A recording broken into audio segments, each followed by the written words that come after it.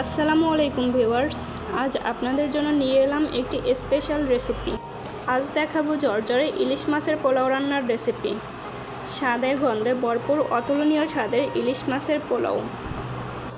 অল্প মশলায় ঘরে থাকা উপকরণ দিয়েই হয়ে যাবে এই পোলাও।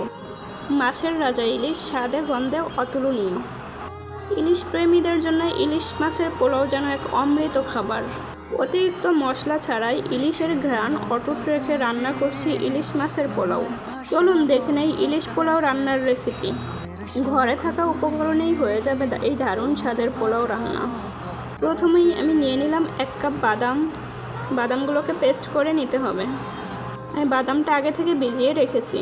বেরেস্তার জন্য নিয়ে নেব পেঁয়াজ কুচি। পেঁয়াজ কুচির সাথে সামান্য লবণ মিশিয়ে আমি মিক্সড করে নিয়েছি। এখানে আমি 1 কাপ পরিমাণ পেঁয়াজ কুচি নিয়েছি।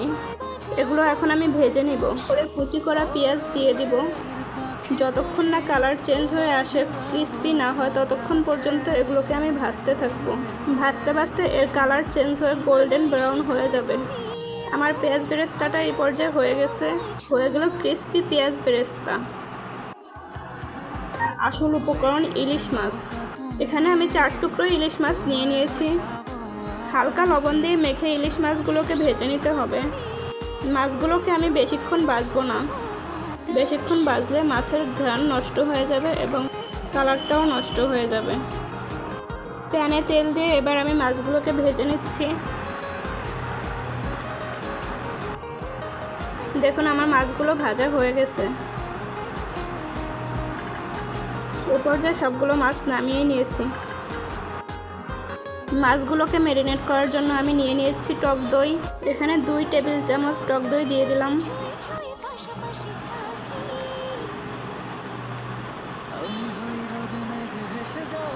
বাদাম পেস্ট নিয়ে নিলাম 2 টেবিল চামচ। এখন আমি একে একে সবগুলো মশলা দিয়ে দেব। পেঁয়াজ বাটা 2 টেবিল চামচ, আদা বাটা, আর নিয়ে নিচ্ছি 2 টেবিল চামচ রসুন বাটা।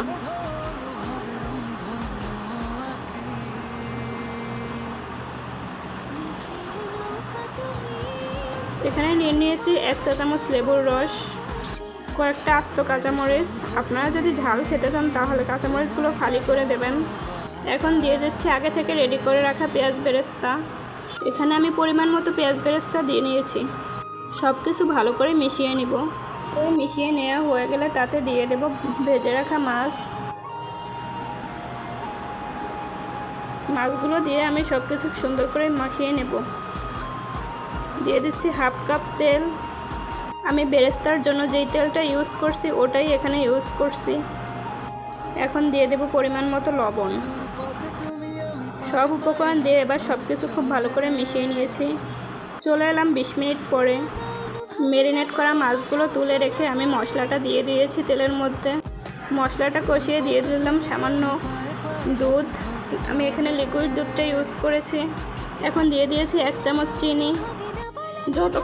যতক্ষণ তেলগুলো উপরে চলে না আসে ততক্ষণ মশলাটাকে ভালো করে কষিয়ে নেব। কষিয়ে নেওয়া হয়ে গেলে মাছগুলো দিয়ে রান্না করে নেব।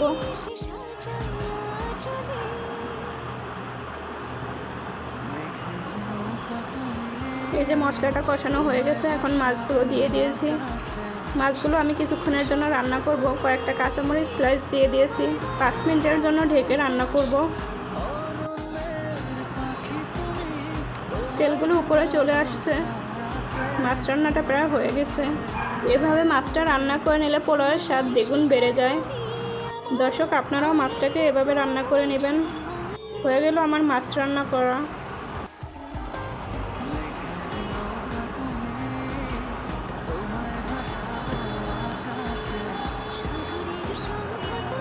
এখন আমি চলে যাচ্ছি ইলিশ পোলাও রান্নার আসল ধাপে। এখানে আমি 1.5 কাপ চাল নিয়ে ভালো করে ধুয়ে পানি ঝরিয়ে নিয়েছি। পোলাও রান্নার জন্য তেল দিয়ে দিলাম। এবার পেঁয়াজ কুচি দিয়ে দিলাম। এখানে আমি অল্প তেল ইউজ করছি। বেশি তেল দিলে পোলাওটা তেলে হয়ে যাবে, সেজন্য। কয়েকটা তেজপাতা দিয়ে দিলাম। এখানে আমি অন্য কোনো মশলা ইউজ করব না, যেহেতু আমি মাছ রান্নার মশলাটাই এখানে ইউজ করব। এখন দিয়ে দিলাম চালগুলো। চালগুলো দিয়ে ভালো করে নেড়ে চেড়ে মশলাটা দিয়ে নিচ্ছি। চালগুলো ভালো করে ভাজা ভাজা করে নিতে হবে। চালগুলো ঝরঝরে করে ভাজা হয়ে গেছে।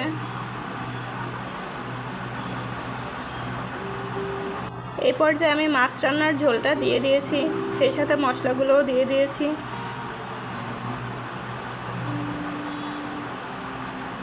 ভালো করে নেড়ে চেড়ে নিলাম, দিয়ে দিলাম সামান্য লবণ।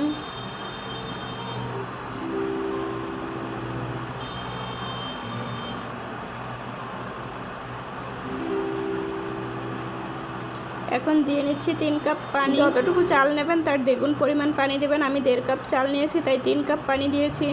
পানিগুলোকে আমি গরম করে নিয়েছি। এখন পানি শুকিয়ে যাওয়া পর্যন্ত ঢাকনা দিয়ে ভালো করে রান্না করব, যতক্ষণ পর্যন্ত পোলাওটা না হয়। এখন আমি ভেজে রাখা মাছগুলো দিয়ে দিলাম, সাথে ফ্লেভারের জন্য দিয়ে দিলাম পেঁয়াজ বেরেস্তা। হয়ে গেল আমার স্বাদে গন্ধে ভরপুর ইলিশ মাছের পোলাও। এভাবে আপনারাও রান্না করে নিতে পারেন। দেখুন ইলিশ মাছের পোলাওটা কীরকম ঝরঝরে আর সুন্দর হয়েছে, কালারটাও দেখতে খুব সুন্দর হয়েছে। আপনারাও রেসিপিটি ট্রাই করতে পারেন।